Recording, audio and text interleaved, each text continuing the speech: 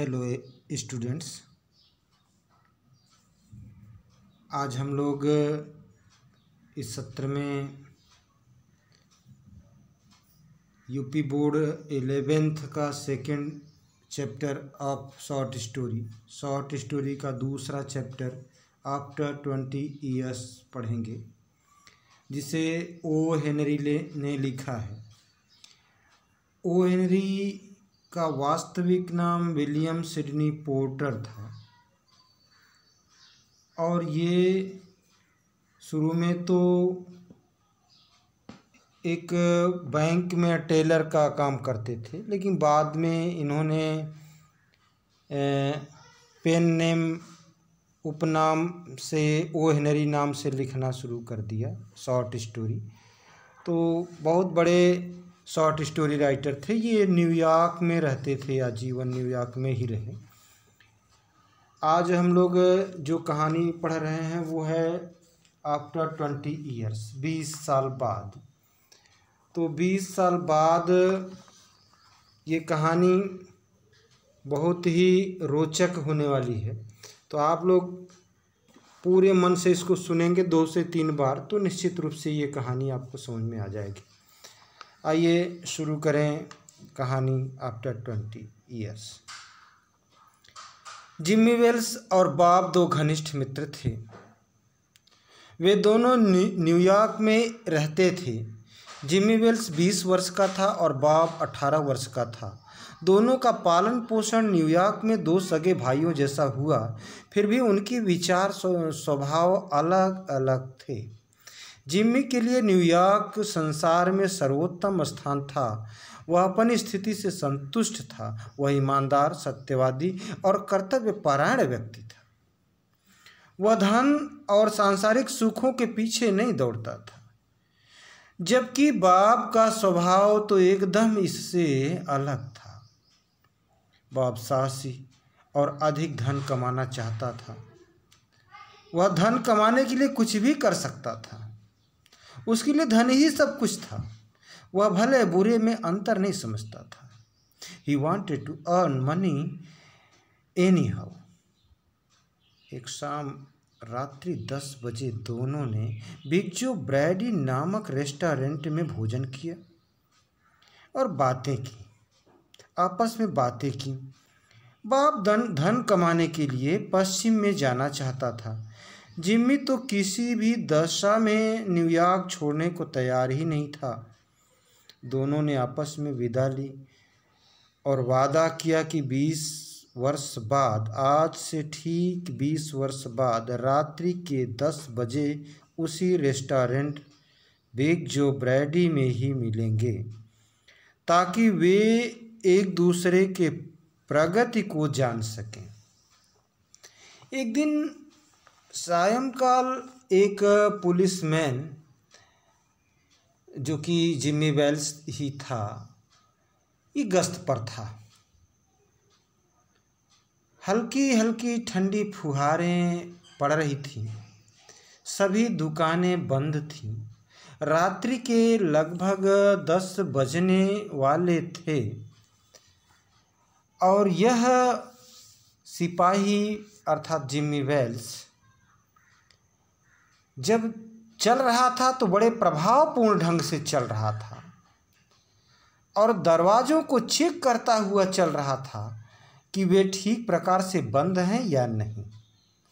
और वह एवेन्यू की गलियों से प्रभावशाली ढंग से चलने का प्रयास कर रहा था। वह अपनी छड़ी को बड़े कलात्मक ढंग से घुमा रहा था।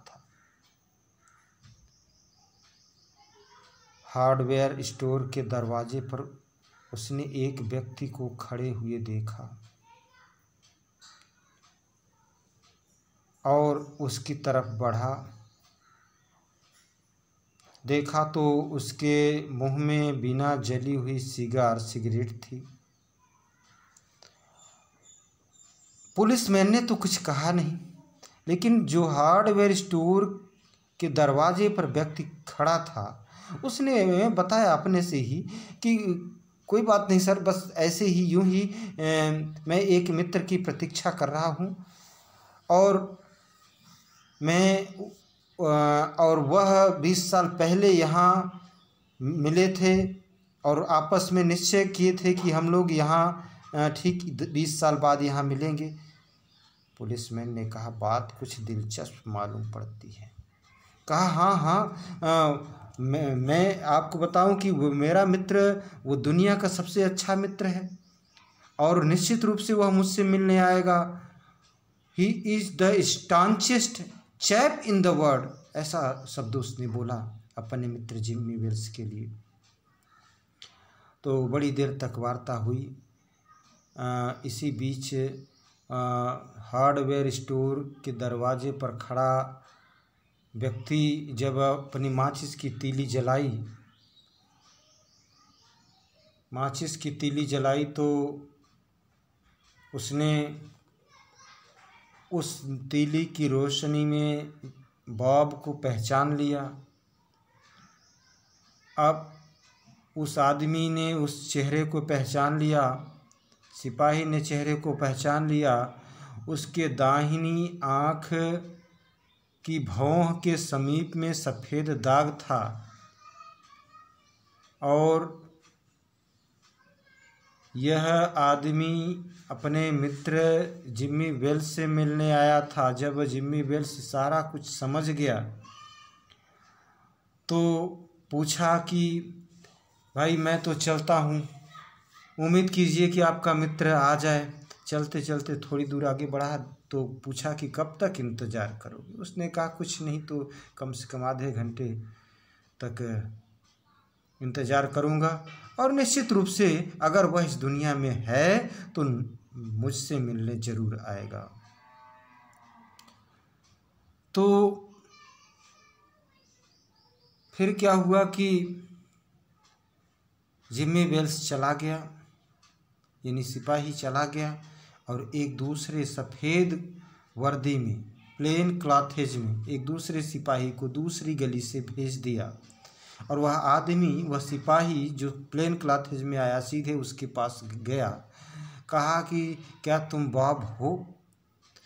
और जो व्यक्ति हार्डवेयर स्टोर के दरवाजे पर खड़ा था उसने कहा, क्या तुम जिम्मी वेल्स हो? जल्दी से उसको जिम्मी वेल्स जानकर उसके कंधे पर हाथ रखा। अब जो सफ़ेद वर्दी में सिपाही आया था उसने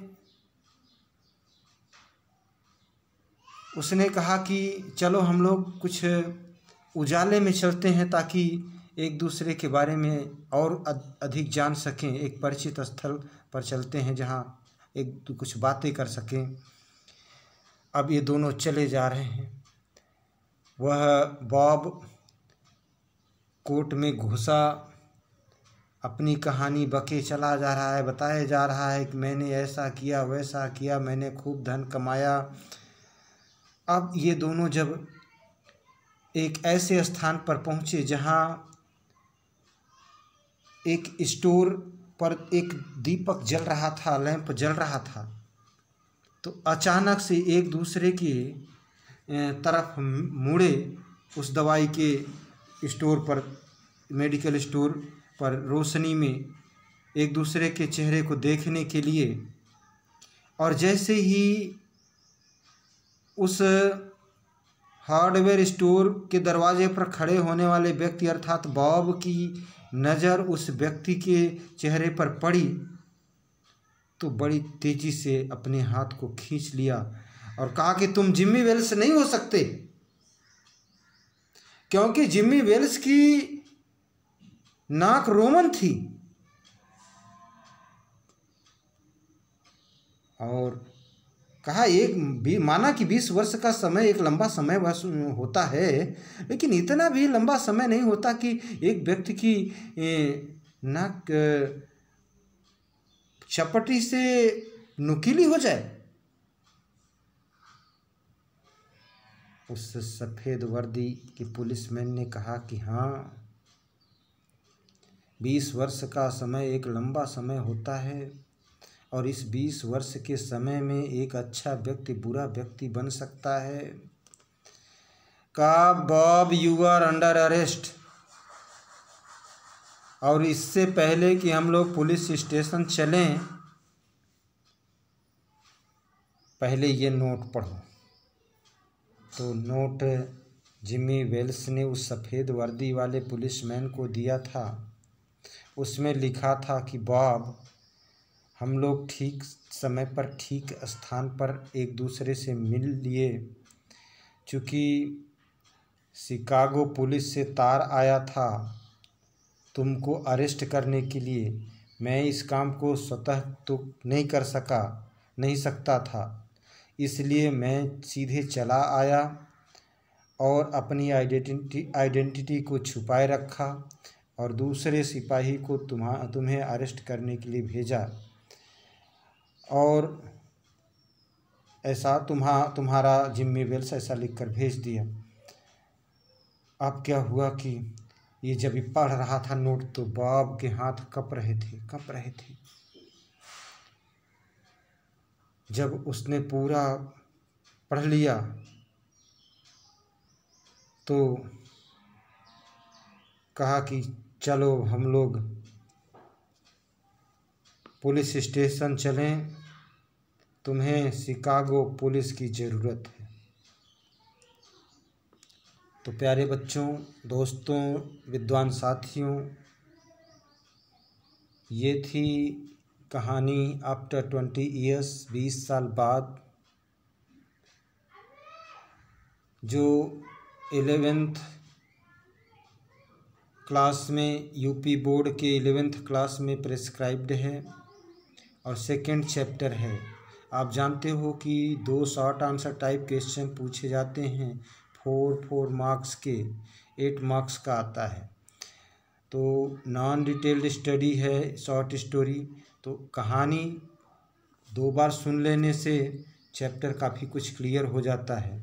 कहानी को सुनिए और उसके बाद इस चैप्टर की स्टडी आप कर लीजिए। निश्चित रूप से ये आपके लिए हेल्पफुल होगा।